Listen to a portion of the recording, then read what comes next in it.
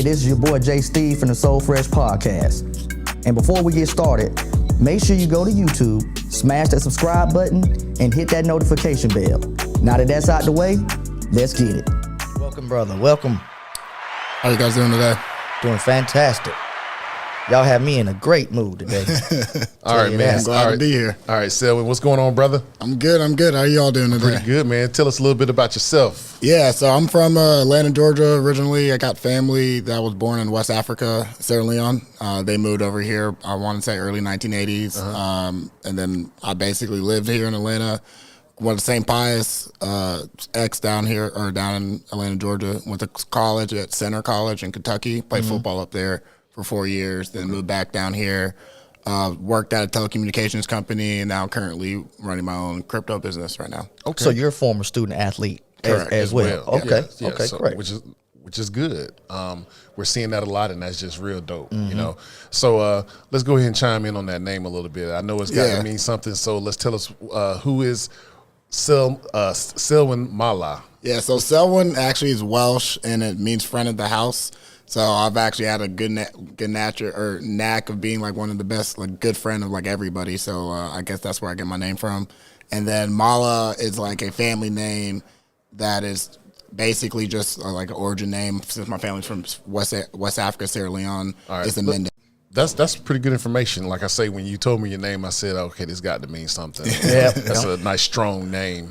All right, so I know times are changing now. We got something new going on. For the longest, I've been investing in stocks, and I took a big interest creative and find new things to do. And kind of just learning about the world itself.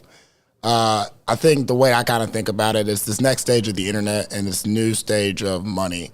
From the next stage of the internet standpoint, we've gone through these generations of internet, from the web 1.0 of like the read internet with the email, the web 2.0 with like the platform internets with a read and write. So you have like your Amazons, you had your Facebooks of the world, and that kind of helped us like with the social interaction standpoint.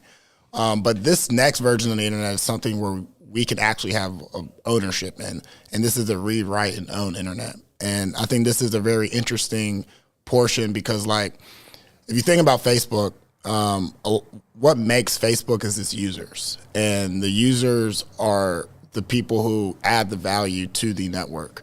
But the people who actually benefit from that network are only the C execs or the people who own stocks. And that's only a very small percentage of the 2.7 billion people that are on Facebook currently. Right. Within this crypto world, it gives a chance to take that away from the 1% and give it to the 99%, because you have these things called tokens or sometimes called NFTs, where you can own a portion. So it'd be a world where you are living in the Facebook community, doing stuff in Facebook, but you own a token in Facebook, and that token gives you access to do different things, and that token can also be used as a currency within that network. But the more people that come on to the network of Facebook, the value of it goes up, because it's just kind of like the Metcalfe's law. Like, the more people that use a telephone, the more valuable the telephone becomes. So the same idea with like this analogy with Facebook. If you have the token now, the more people that get to come on the network, the people who own the token actually get the benefit and the rewards of that as well. So if the price appreciation of Facebook went up, the people who own the token also can have a benefit, not just the stockholders or investors of it. So I think this new idea of the web is open source, and it's giving away these central controls, these big tech giants that we've had from the Facebook and Amazons and Googles of the world, and actually letting the internet be owned by the people who use it every single day. So I think that's one of the biggest revolutions that are coming out. And then this idea of money is changing. So money, the system of money is changing. And I think not a lot of people like think about the back end version of the system of like the bank transfers, how money from me to you actually, even though it looks like it's going in real time when you're using like a Venmo or Cash App, it still has to go through another bank, through bank transfer that has fees, that has all these other associated with it. The one good analogy that I kind of think about this new payment rails that we're kind of building with these digital assets is like this idea where everyone has hooked up to the protocol of the internet, protocol for email. And everybody around the world, doesn't matter what your email address is, you can email anybody by hooking up to that protocol, and you don't have to have a Gmail account or Outlook account or Yahoo account, but y'all can kind of connect with one another. Well, this new system of money would be essentially where banks, fintechs, financial institutions, individuals will hook up to this protocol, and it basically becomes like this Facebook or this network of money where anybody can now transfer money using the underlying platform of a cryptocurrency. And the cryptocurrency would be used as like that medium of exchange over time. So, no, go ahead. If you were continuing, I was just going to let you go. I just wanted to, so crypto is here to stay, basically. Yes. And you can see that with how some of the administration from the Biden administration is already looking, we have to find a way to regulate it. You can see that with the banks. You can see that with the banks coming into it now. Like I think there's a quote: first they try to fight you, then they try to ignore you, and then they finally just adopt it. And like they back in 2017 they said that Bitcoin was nothing and like crypto was nothing, and now you hear in 2021 that crypto and Bitcoin could be the next stage of the internet from these same banks. So. They're now adopting it slowly, but this is going to be a transition that takes the next 5, 10, 15 years. I mean, I'm even starting to see it now where people are implementing it in their business transactions as far as even on web pages. So now you have your Visa debit, your traditional one, then Apple Pay, and then I'm also seeing Bitcoin. So therefore this is becoming a real thing. And I've seen that change over like the last year where now it's being implemented in how people do their transactions. Correct. Like those machines that they're even putting in like little convenience stores and stuff like that. I had never seen one, and then there's a Bitcoin. I'm like, oh, how does this work? You know? So we're gonna go back to NFTs, but let's still focus on crypto real quick. So how does one get involved in crypto? So I know there's one website, which is OpenSea, right? Is that the only one? Is that the only way to open your account? So there's a couple of things. So crypto and NFTs are actually one of the same because the underlying. Yeah, I think OpenSea was for the NFTs. And then crypto it's multiple things. So you have Coinbase, you have Binance, Kraken. These are all just exchanges where you essentially make an account like you would like a Robinhood or Charles Schwab, and then you basically, after you make an account, you get your KYC and everything. You're allowed to go hook up your bank account, and you're allowed to go buy different types of cryptocurrencies or crypto assets per se. But I think the one thing that I think people sometimes get confused, crypto and NFTs are one of the same thing because it's the underlying technology that's different. So just like a mobile app and a website are made using a protocol, the HTTP protocol, NFT and a crypto are made using a blockchain protocol. Okay. And these are just protocols that you essentially use to enable us to build new types of cryptocurrencies or new types of NFTs. So if someone wanted to get involved, I think the easiest thing is just go sign up for an account and buy a Bitcoin or buy an Ethereum or even buy an NFT and just get this quasi feel of like why do people think this is important? Why do people see like any value in this? Like how can something digitally have value? How interlinked is what they call the metaverse now and this whole cryptocurrency age? So the metaverse is actually, I think, I want to say Morgan Stanley came out last week and said that the metaverse is the $8 trillion opportunity that will replace the mobile internet. And the metaverse is actually, it needs the infrastructure that crypto is built on to enable it to be something. So if I wanted to get into the meta community, because I see people are putting real estate on the metaverse and they're buying currency and things such as that, do I have to get into that crypto world to get into that metaverse? So like, for example, like Decentraland is a example of a metaverse. And a good way to think about these different metaverses is a metaverse isn't just one thing. Like Facebook might have a meta. Decentraland has a meta, but that doesn't mean that they're just the only metaverses. Think about metaverses as like websites on the internet. So you can go to different websites, but you can also go to different metaverses. But like to go back to the Decentraland is a metaverse that's built on top of the Ethereum protocol or Ethereum blockchain. If you want to get involved into the meta or Mana or Decentraland world, you need to buy the Mana token. And by doing that, you either go to Coinbase to do that, or you can go through like ETH protocols to kind of do that as well. But the easiest way, go to Coinbase, buy some Mana, and then once you go to Mana, go to the website, the Decentraland website, then you can use that Mana, and that Mana turns into being the currency for the Decentraland world. So if you want to buy buy real estate in Decentraland, you need Mana to buy that real estate. If you want to buy a piece of advertising in Decentraland, you need Mana to buy that as well. So Mana becomes that like quasi currency, but also like a mechanism to enter you into this Mana metaverse or Decentraland metaverse. Yeah, no, he just went there. Yeah, he went there. So one thing, hold on one second.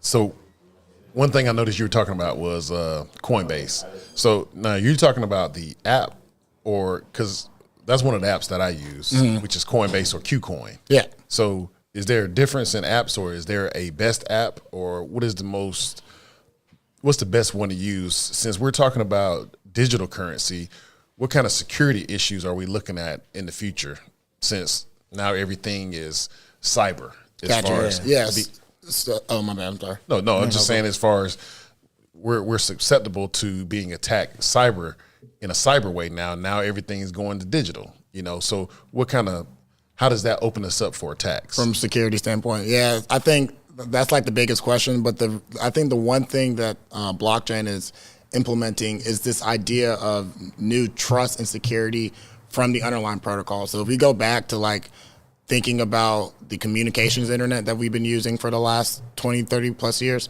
that was built on like these things called HTTP and SMTP, and those are protocols for internet and communications, but they weren't used for security. These new Web3 protocols, Web 3.0 protocols, have security built into them. An example I always use is this, like, think about if someone was coming to rob your house. Right. And this is the Web 2 environment. Someone trying to come rob your house, well, they only have to break your layer of security. And once they break your layer of security, they're inside your house. Right. And that's how we kind of operate in Web 2. And it's like a honeypot, basically, kind of thing. Well, if we move into the Web 3, that same person can try to come rob your house, but he or she not only has to break into your house, they have to break into every single person's house in your neighborhood at the exact same time that they're breaking into your house, and every person's house has a different security system than you. Oh, wow. So from that standpoint, it's not impossible to break into it, but you need more man labor.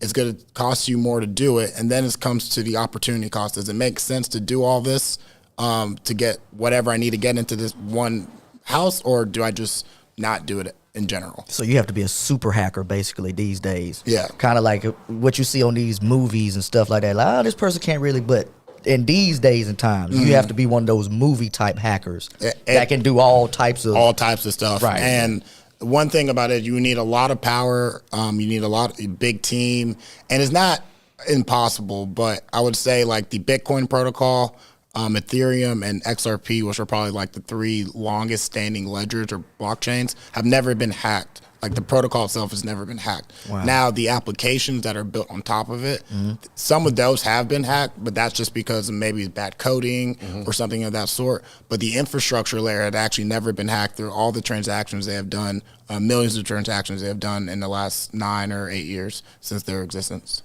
All right, so let's go back to the NFTs.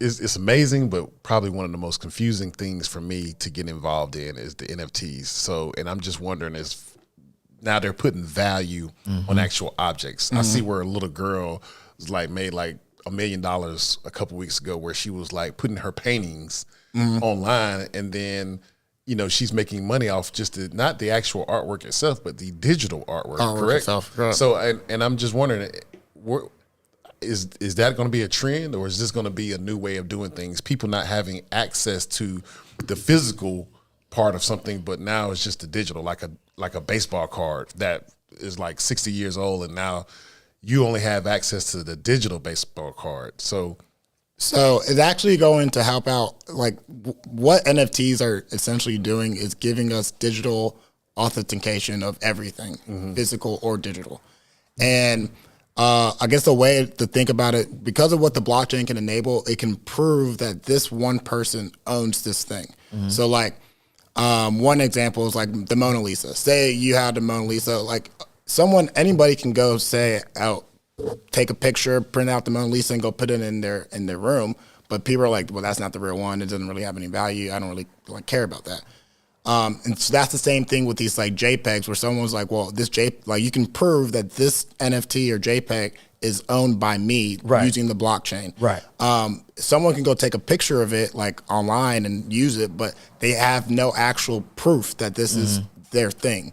So the blockchain now enables that to happen for all things digitally, and then you can also start to do it physically in a better way than we do it currently today. Because a lot of things that are proven, like ownership wise, are held in a centralized compository or something like that. Right. But now, if you put it on top of a blockchain that's decentralized, one, you're mitigating the risk of that one thing getting hacked, and then two, it's allowing everybody in the world to know that this thing is owned by this one person, or this piece of ownership is owned by this one person. So think about that in the worlds of like places like in Africa or places like in South America, where ownership is hard to deal with because they don't have as great as centralized depositories as we have over here in the Western world. That's a great value added when you can just put something on the internet and actually trust that this is something that's valuable. And then I guess the next thing about it is, one reason why I think people can't grasp the reason of NFTs is because you got to think about the generation, me and the generation below me. They've grown up with the internet and digital stuff their entire life, and they have a quasi relationship with everything in it. So just like maybe somebody who flexes with a Rolex, and I mean the Rolex just tells you time. I can get another watch to tell me time, but because I have a Rolex, it means I'm part of this community or part of these people. Same thing with NFTs with JPEGs. It's like I'm one of 8,000 people that are part of this community, and this is like you can't do what I do because you can go print this thing out, but you can't prove that you're one of the people that are part of this community. And because I have this JPEG or I have this thing, this is kind of how I can prove that I'm in this essence, and like that's kind of how you can like clout chase and other stuff like that.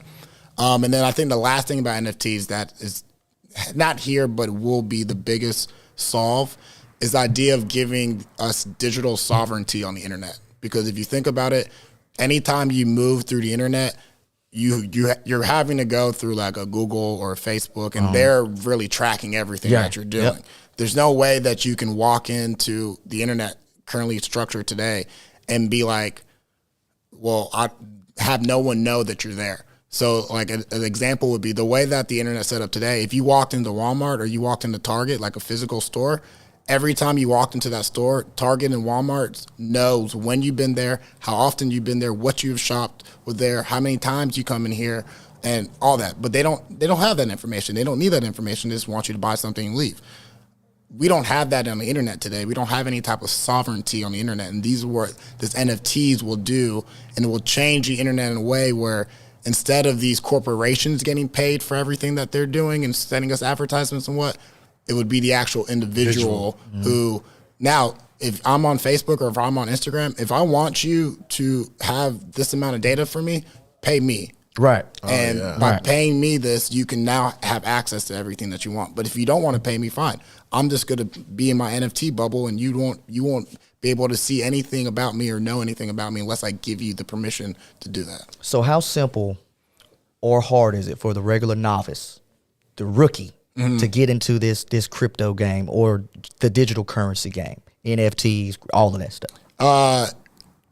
I mean, I would say it's going to take a little bit of a learning curve. Like, you can't just jump into it without doing a little bit of research. But there's so much information out there from the standpoint of just understanding what the blockchain is, understanding what crypto is, and understanding what NFTs are.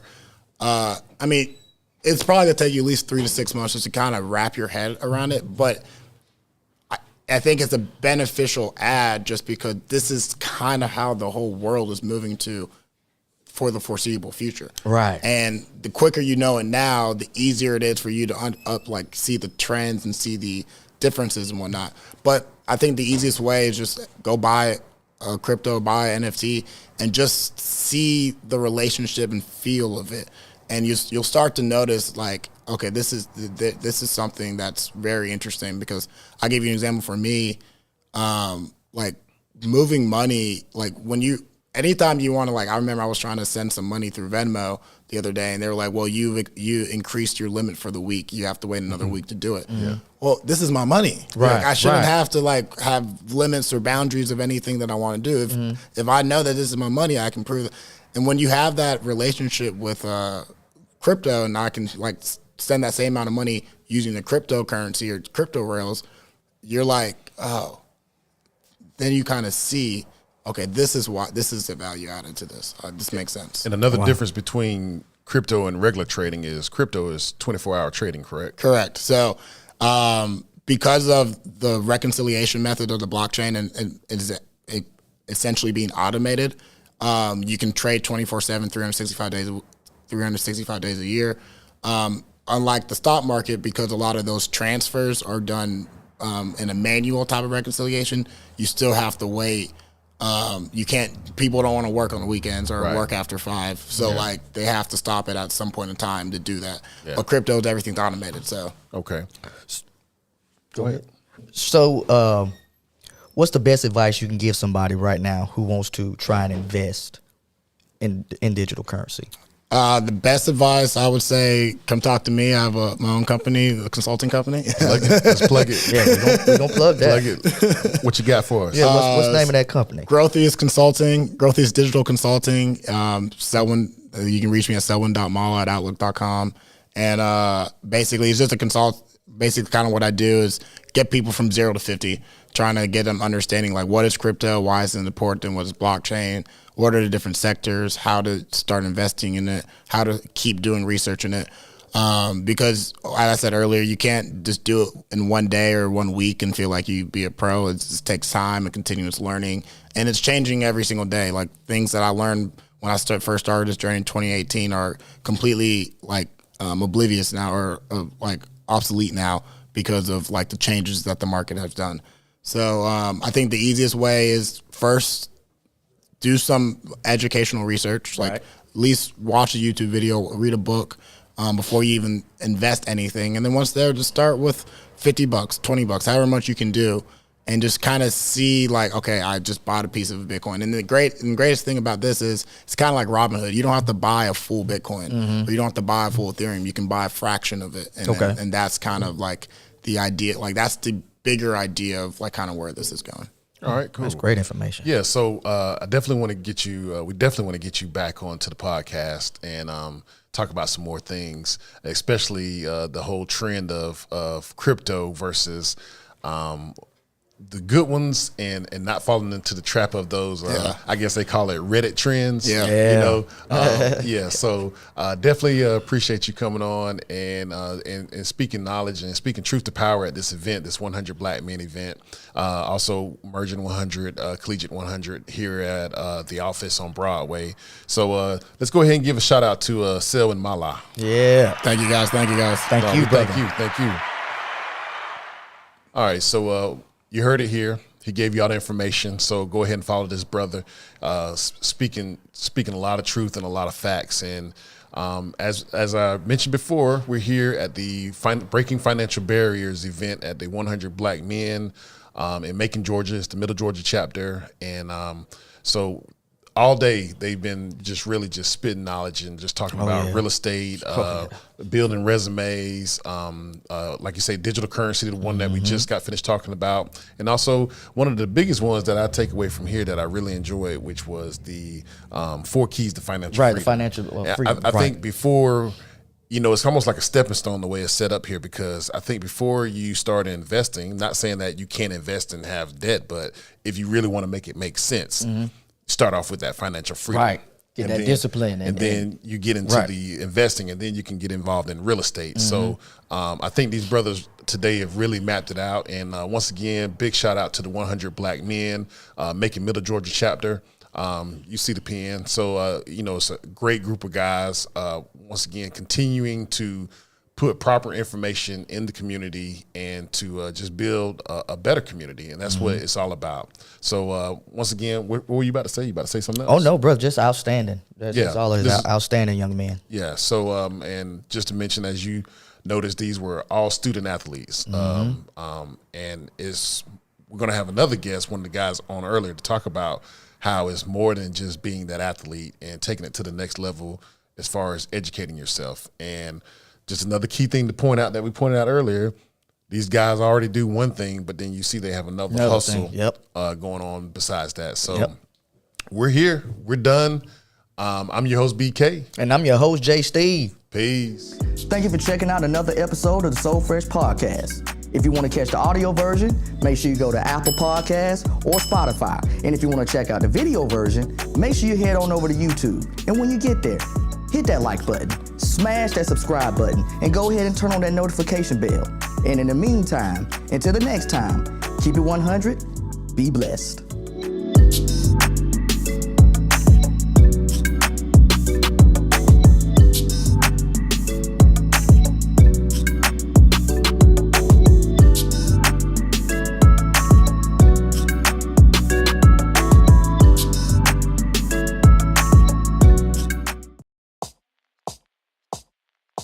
Remember those days, those L's, I couldn't sleep right now. I get paid, fake game, staying B-side. Breaking the blues over steak, I gotta eat right.